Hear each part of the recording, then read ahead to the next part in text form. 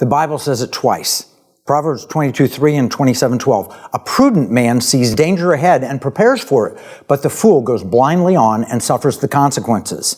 Hey, in America, there's danger ahead. In fact, we're approaching our 250th birthday, the average age of an empire. In fact, there's a book, The Fate of Empires and the Search for Survival, written by Sir John Glubb. He walks through all of the great societies and civilizations of time, from Assyria to Britain. And you know the average age of duration? It's about 250 years. Now, why would the American empire fail? Well, maybe we can learn from history. Why did Rome fail? I'm going to quote from how hyperinflation destroyed ancient Rome. Currency debasement. That's the key. It's essentially the reduction in the value of currency achieved by the injection of excess money into a market. In the context of ancient Rome, we refer to it as the debasement of the denarius, the then Roman currency achieved by mixing precious metals like gold and silver with base metals like copper and a reduction in the size of coins. You know, shrinkflation? All right.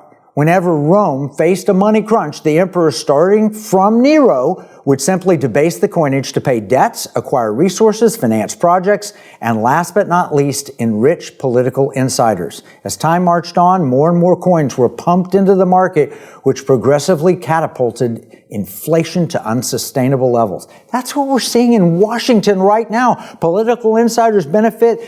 Our currency's backed by absolutely nothing, and they're producing more and more of it all the time.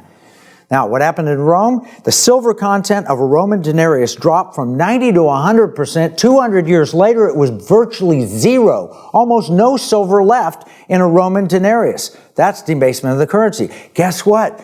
200 some years ago, our currency was backed by gold and silver, and today, backed by nothing. And they're producing more than ever before. Is that going to harm us? Well, Vladimir Putin's buddy says yes. His name is Igor Panarin. I've quoted him before on this show. In 2008, there was a Wall Street Journal article. I'm going to quote from it. It says, Mr. Panarin posits in brief that mass immigration, economic decline, and moral degradation will trigger a civil war and the collapse of the dollar. His theory called U.S. foreign debt a pyramid scheme and predicted China and Russia would usurp Washington's role as global financial regulator. Hey, that's what the BRICS nations are doing right now.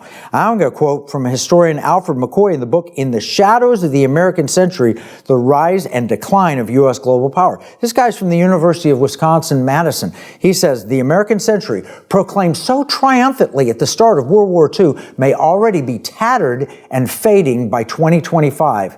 And except for the finger pointing, could be over by 2030. Oh, that's some dire words, but he goes on to say, the coming 2020s are a demoralizing decade of rising prices, stagnant wages, and fading international competitiveness. McCoy blames decades of growing deficits on incessant warfare in distant lands. And by 2030, the U.S. dollar will lose its status as the world's dominant reserve currency, marking the empire's loss of influence. Well, those are dire words put in the magazine Big Think. He goes on and says, this change will prompt dramatic price increases for American imports. Costs on overseas travel for tourists and troops will increase as well. Washington will be forced to slash its budget, causing a pullback and shrinking of American forces.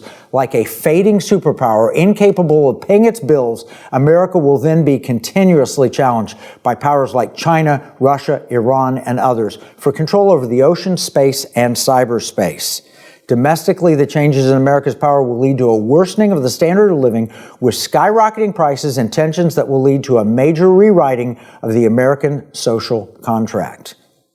Lest you think America's got it coming and it's about time it loses its world status, McCoy warns that whoever will take its place will not wield power in the comparatively benign and beneficent way that the U.S. has. Those are dire warnings.